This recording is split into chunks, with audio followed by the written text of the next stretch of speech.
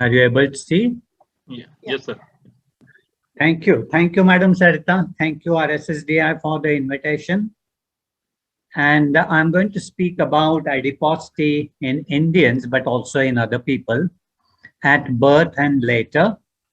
And given the preparation I have made, it's going to be mostly at birth with only a little bit about later. And as you know, I'm very fond of this topic for last many years. I always like to start by saying mine is the only department of diabetes in the world which has mother and baby as the logo. And this is because of our firm belief as part of the DOHAD phenomenon, developmental origins of health and disease, that mother exerts influence on the baby's health, not only when the baby is growing in the womb, but for the rest of the life. And we'll see some evidence of that today. And the second logo, of course, you know, the modern Ganesh, who now within last 50 years has stopped looking at this mouse, doesn't travel on its back. He clicks the mice and rapidly moves around. And I have many collaborators and a lot of help from different people in research for last 40 years. So that I am saying what Pablo Coelho told us, that world usually conspires to help you. I'm going to start by actually defining the term adiposity because there is quite a bit of confusion, and the thin fat idea actually was initially not quite properly understood by people because they did not understand the difference between adiposity and obesity.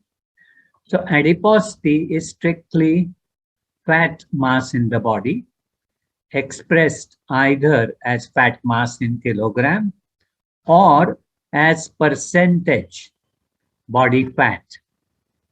While obesity, the current definition is based on body mass index, and at birth it is based on ponderal index, which are weight for height.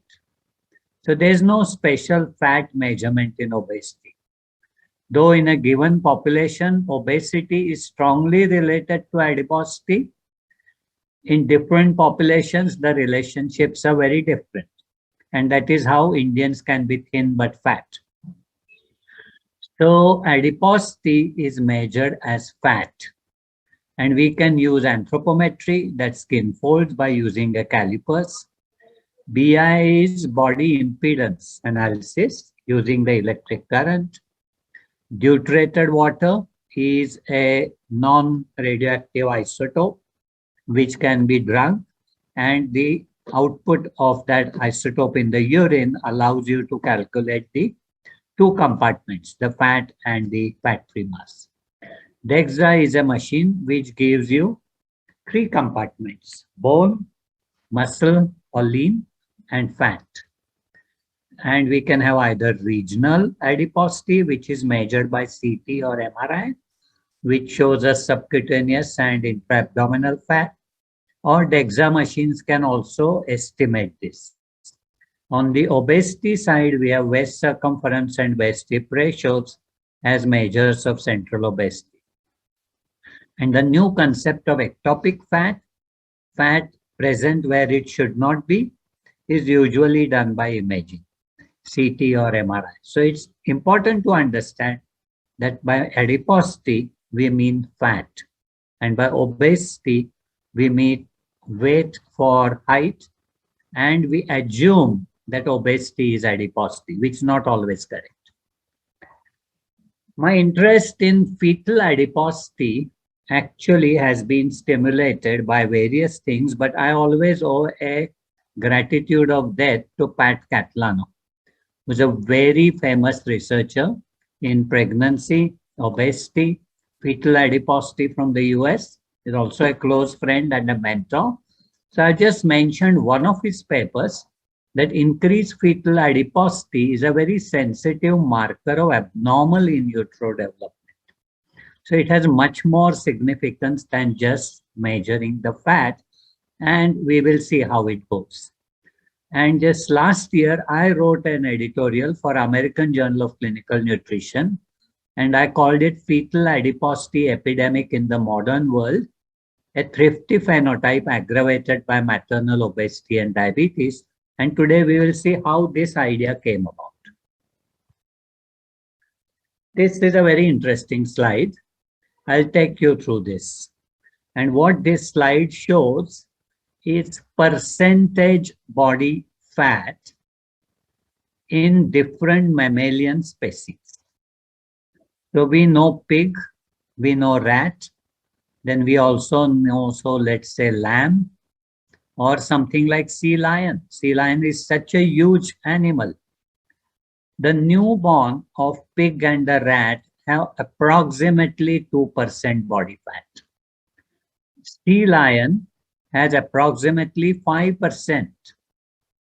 Do you know how much a human fetus has? Human fetus has the highest body fat percent in the mammalian world and therefore in all the animal species, 15%. It's amazing that the small human fetus has highest body fat percent in the mammalian sort of world. And therefore this must have some importance. Otherwise evolution will not invest in actually human baby, the most adipose of the mammalian world. So this is an important point to keep in mind. How does fat develop in utero? You heard about stem cells, and the stem cells which go on to develop fat are the mesenchymal stem cells, MSCs. So mesenchymal stromal and mesenchymal stem cells. Under the influence of various hormones, which includes insulin, then steroids, and factors like IBMX, this is converted into what we call lipoblast, which is a precursor even before pre-adipocyte. The lipoblast then goes on to develop pre-adipocyte, and pre-adipocyte then expands by clonal expansion and accumulates fat inside its cytoplasm. And when it achieves a particular amount of fat, what we call fat globule, we call it mature adipocyte. So the journey is from mesenchymal stem cell. Various transcription factors are involved, including ERK, CEBP, PPAR system, and EBP. So these are very important for us because there are a number of medications which have actually come in market, and our pioglitazone is of course a PPAR gamma inhibitor. So this is important to learn that adipocytes develop like this. And when do they develop in the intrauterine life? They start developing around 14 weeks of gestation when the mesenchymal cells aggregate. Then they undergo rapid differentiation into pre-adipocytes within a week or so. Then up to 19 weeks, the pre-adipocytes develop. The number is established, which more or less remains with you for the rest of the life. By 22 weeks, all this is over. Primitive fat globules start appearing in the pre-adipocyte, and then by 28 weeks, well-separated fat globules are seen, so we can classify them as an adipocyte. After this, the growth is mainly by increase in the amount of fat. So number of fat cells are almost decided by 22 to 28 weeks, and then subsequently in the third trimester, they grow by expansion of the size of the globules. Very interesting. The first interest of fetal adiposity and the offspring adiposity was published from, it's published from Denmark in the first place, which we'll see a little later. But the clinical report was from Pima Indians. And this very seminal paper published in 1993 and a version was published many years before also by David Pettit. It said that if mother had diabetes in pregnancy, her children are more obese as early as before 10 years of age, then around pubertal age, and around early adulthood, that is 18, 19 years. And to say that this was an effect of maternal diabetes, and it was not a genetic effect that mother was diabetic, therefore the baby had obesity. They also compared it with obesity in children who were born to mothers who developed diabetes after their pregnancy. That means they did not have diabetes in pregnancy, but they had a genetic predisposition. And then mothers who never developed diabetes. That means they did not even have genetic predisposition. So it was intrauterine exposure to hypoglycemia, which increased risk of obesity in later life. And this was converted into a concept by a very famous scientist from Chicago, Norbert Frankel. And he called it fuel-mediated teratogenesis. And what he said was that till that time, teratogenesis was applied to fetal anomalies. So he said it may help us to expand our concept of teratogenesis. It may be useful to look beyond the effects on organogenesis and examine for fuel-mediated teratology in behavioral, anthropometric, metabolic, and even more subtle dimensions. And what he suggested was that excess transfer of maternal fuels, namely glucose, lipids, and possibly amino acids, stimulated insulin secretion from the developing pancreas in the baby and produced excessive adiposity in the baby, which we called macrosomia. It didn't stop there. It increased their risk for obesity and diabetes in later life. That means the effect remained with them for the rest of the life. This is the new concept of fetal programming, which Norbert Frankel had called as a metabolic teratogenesis. Similar thing can happen in brain development and body composition development. So a whole lot of very interesting concepts were developed in 1970s and 80s. So based on these ideas, by 1980s and 90s, the concept was that maternal obesity and diabetes are major drivers of fetal adiposity in the Western world. And as I said, the pioneer Pedersen, who showed that the baby's insulin concentrations were high if mother had pregnancy diabetes, he had described this baby in his clinic as a classic example of a diabetic mother's baby, where he said the most conspicuous is obesity, the round cherub's cheeks, buried eyes, and short neck. It's a very classic description of a baby, newborn, if mother has very grossly uncontrolled, especially type 1 diabetes. Nowadays, of course, these things don't happen. This was in 1950s. But very soon, and actually around the same time, this paper was published, which is quite remarkable. I read it when I was a resident in Sassoon General Hospital in Pune. And what it did was it followed people in Netherlands, from the Western Netherlands, who were born towards the end of the Second World War. And they were followed up at the time of their army conscription, around 18 years of age. And what they noticed was that if they were born in this severe hunger winter, when the Germans had blockaded the food supply to Netherlands, so everyone had to survive on 600 calories per day ration. So the pregnant women also had a ration of only 600 calories. Their babies were more obese in later life if they were exposed to this hunger in the first 2 trimesters, but less obese if exposed in the 3rd trimester.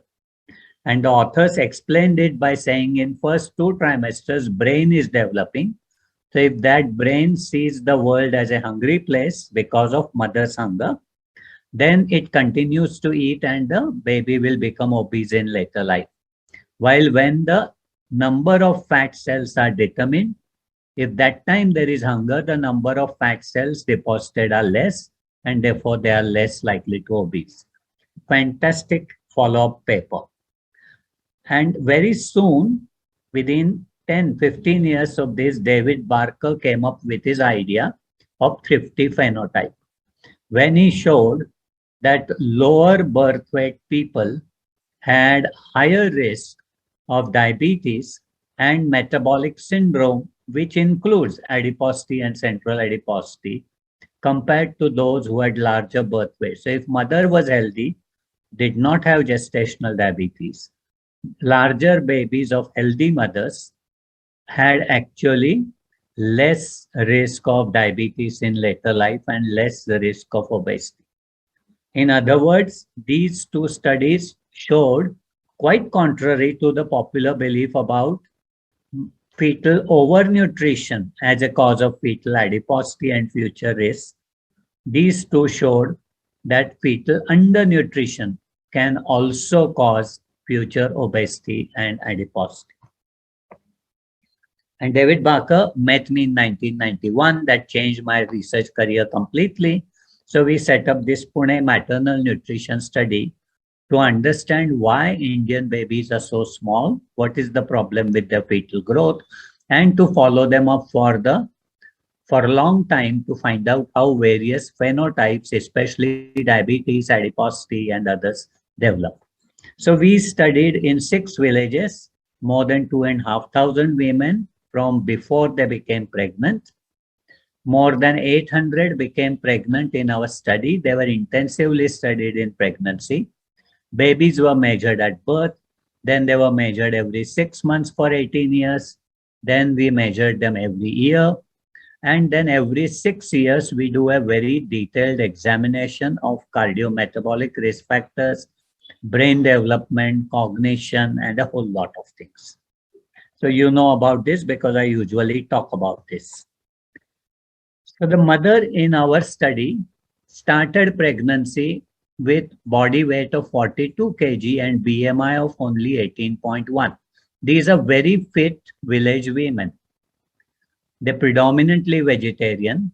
They ate less than 75% of the recommended dietary allowance. Large part of it was carbohydrate, less micronutrient containing food intake, substantial physical activity like you can see here, and no GDM, practically no GDM. In 800 women, we had just 3 women with very borderline sugars. Lot of B12 deficiency in this population and no folate deficiency. And their babies are what we compared with an English baby born in Southampton in David Barker's hospital.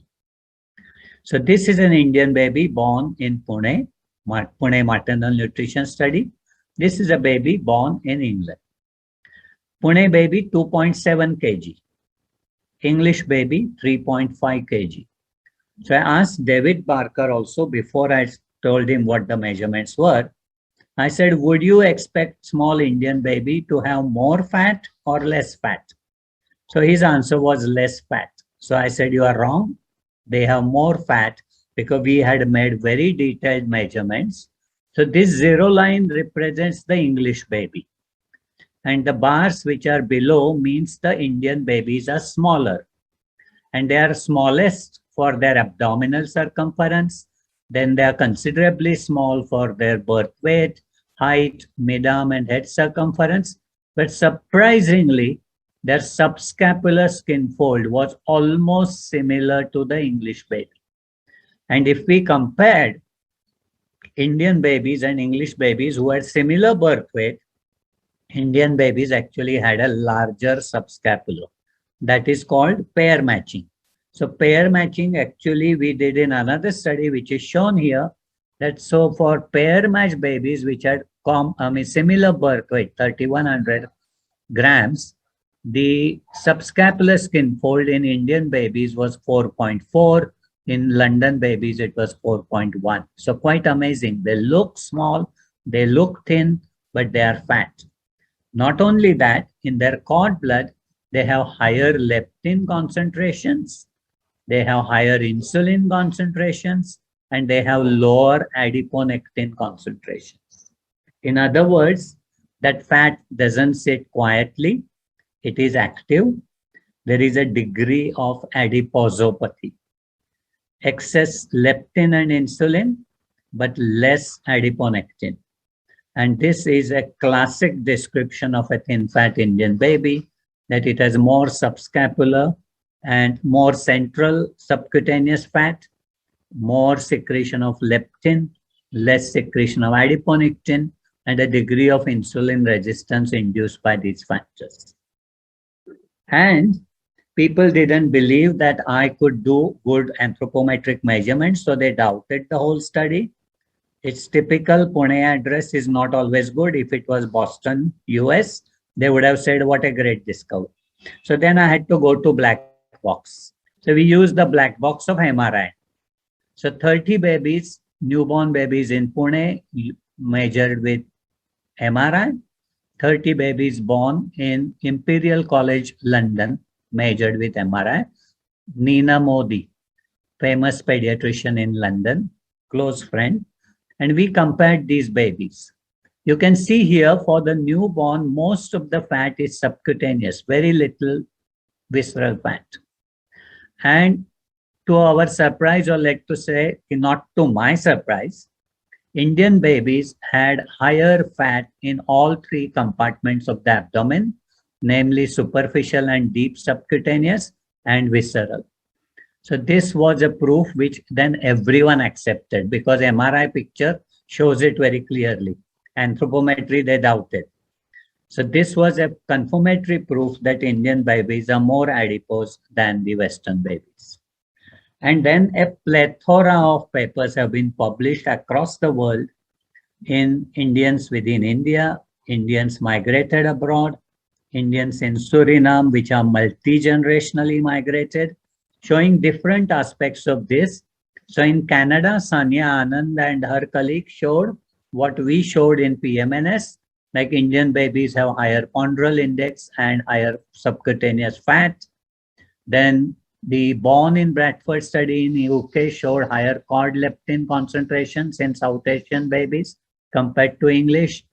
And then using a machine called P-POD, which is a air displacement machine used for measuring fat at birth, the London study, London mother and baby study showed that Indian babies have higher fat mass compared to the English babies.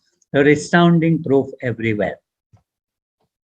How does this happen? So in our study, we looked at maternal glucose, maternal cholesterol and triglycerides in relation to subcutaneous fat and abdominal circumference.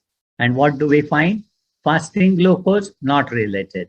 2-hour glucose, strongly related. Cholesterol, not related to skin fold, but related to abdominal circumference. And triglycerides related to both. So this is like fuel-mediated teratogenesis of Norbert-Frankel. 2-hour glucose and triglycerides in the mother are two strongest determinants of subcutaneous adiposity in the baby and abdominal size. Additionally, we found low vitamin D in the mother was also associated with fetal adiposity.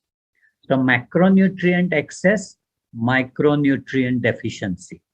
That is the picture in Indian babies, which produces adiposity in the baby. So I coined a new term called dual teratogenesis, micronutrient deficiency and excess macronutrient. I call this as nutrient-mediated teratogenesis coupled with fuel-mediated teratogenesis of Norbert-Frankel. And together we called it dual teratogenesis. Published it long time ago. I'm going to now tell you about 2 pregnancy diabetes studies which we have set up over years. As you know, I started practice somewhere in 1980, came back again from England in 1984 and joined KEM in 1986. So I think this should be 1986. I'm sorry, it's 88 written here. So DIP is Diabetes in Pregnancy Study in Diabetes Unit KEM Hospital, Pune, and it's a real life pregnancy cohort. It's not a research cohort as such. And by now we have been able to collect data, quite good data on about, let's say, little less than 400 NGT and more than 800 diabetic pregnant women. We have clinical anthropometry, OGTT, delivery details, and for baby, we have birth anthropometry, clinical data, and cord blood measurements. In 2004, we got a DBT grant, which we called India GDM study, where we followed up some of these babies from our cohort. And we also set up a new cohort of prospective pregnancy studies. So we have DIP study, which is a real life pregnancy cohort, and India GDM, which is a prospective new cohort. But part of India GDM is follow-up of children and parents who were diabetic pregnancy or non-diabetic pregnancy in our previous records. And we have quite interesting results. The India GDM new cohort just gave us very good characteristics of the GDM versus NGT babies. So the GDM babies born just 2 days earlier, not significant, but they had higher weight.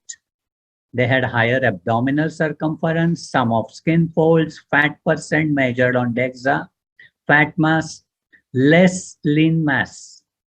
Oh, sorry, less lean percent, but similar lean mass compared to the normal babies. In other words, they are a little bit overweight and they are adipose compared to the NGT babies, or babies born to NGT mothers. Now, if we go back to DIP, we have an interesting thing that being a diabetes unit, we treat all types of diabetes. So T1Ds who become pregnant, T2Ds, then GDMs who are diagnosed during pregnancy, and NGT in the hospital. So this is the data on these 800 plus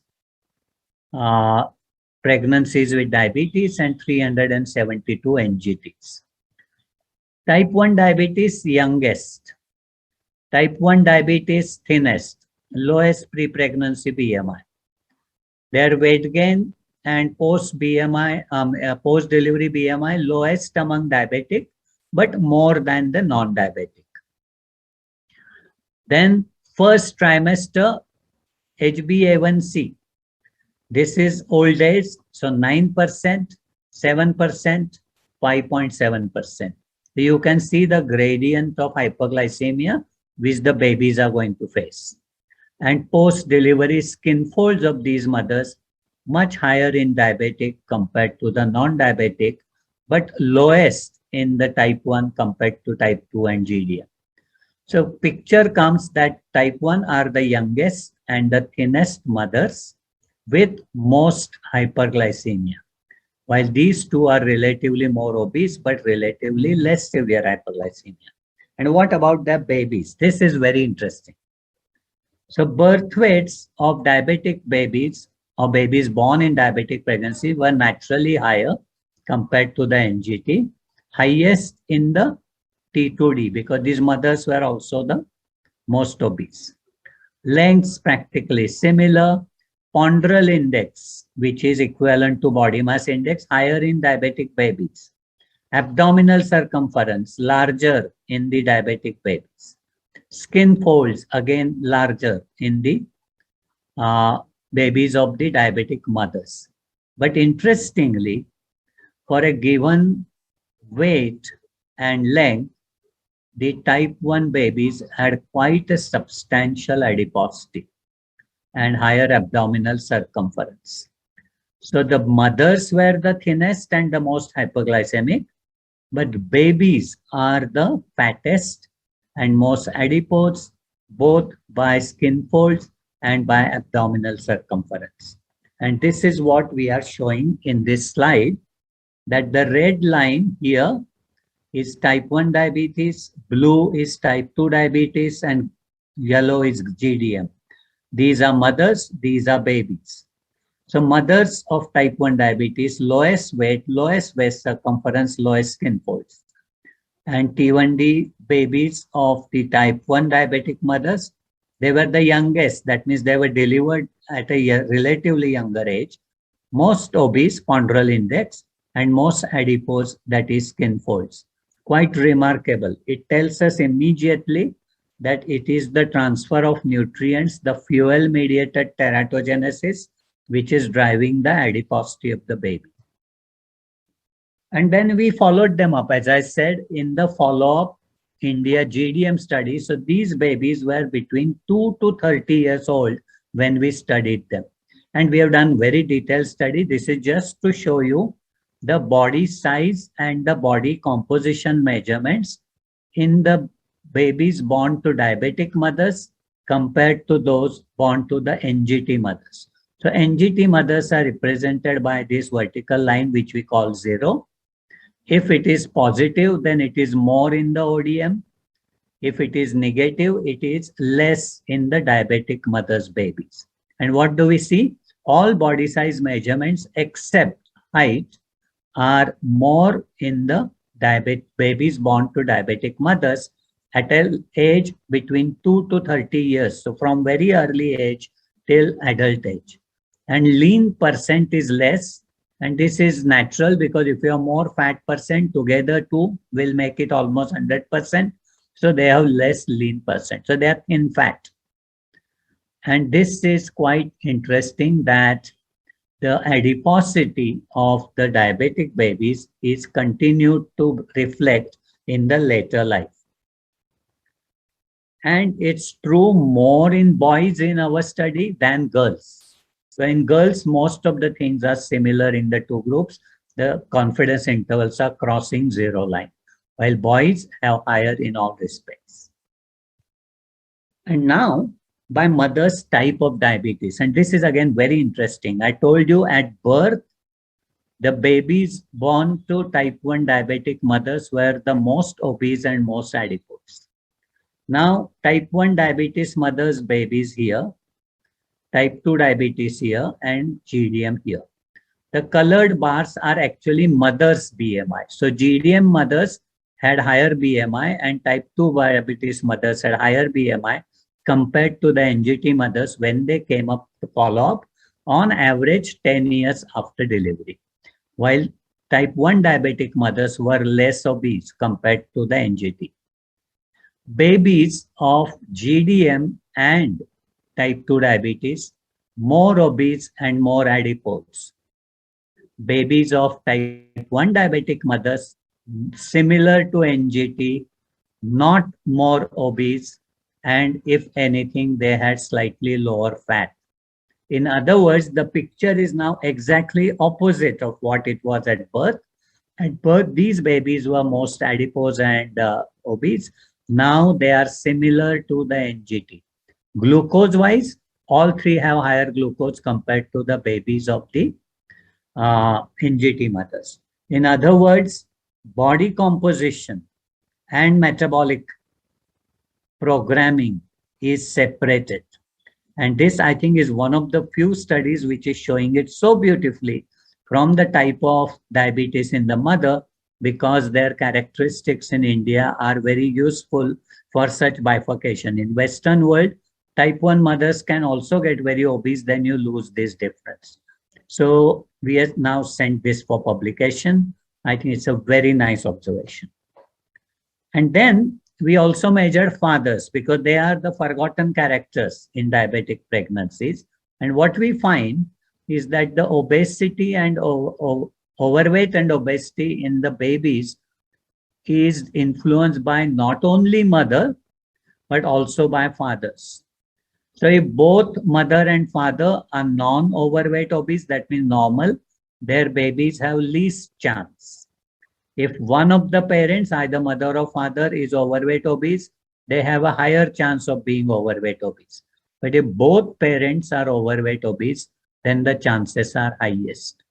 Again, a beautiful demonstration that fathers also have a role to play, which we usually forget when we follow children of diabetic mothers. And then a multivariate analysis to see whether parental overweight obesity and parental glucose intolerance work independent of each other for outcome of overweight obesity and glucose intolerance. And what's the answer? For overweight obesity in the baby, parental overweight obesity is significantly related. Allowing for this, glucose intolerance is not. For glucose intolerance, parental glucose intolerance is significantly related, overweight obesity not. Clear demonstration that for a given sort of overweight obesity in the parents and given glucose intolerance in the parents, you are going to have separate fetal and subsequent programming of body size and composition and metabolism. Is birth weight related to any of this? Yes, it predicts overweight obesity. So size for size, metabolism for metabolism. Beautiful description. Another study from Mysore showed that babies born to diabetic mothers were obviously bigger at birth, and then they dipped down at 1 year and then started picking up at 5 years. So Dr. Krishnaveni, who is an expert in Mysore on gestational diabetes, she has put up this data. Now she has followed up these children up to 20 years like Pune babies, and we will see more exciting research from her. But this shows about catch down growth in the babies of diabetic mothers who are overgrown at birth. So catch down and then rapid rebound. So this is called adiposity rebound. And then we followed up our Pune maternal nutrition study, children at 18 years. And what we find is that their adiposity measured either by DEXA or by MRI is still predicted by maternal red cell folate concentrations in pregnancy and maternal vitamin D deficiency in pregnancy. So mothers who had low vitamin D and high folate in pregnancy, their babies are more adipose.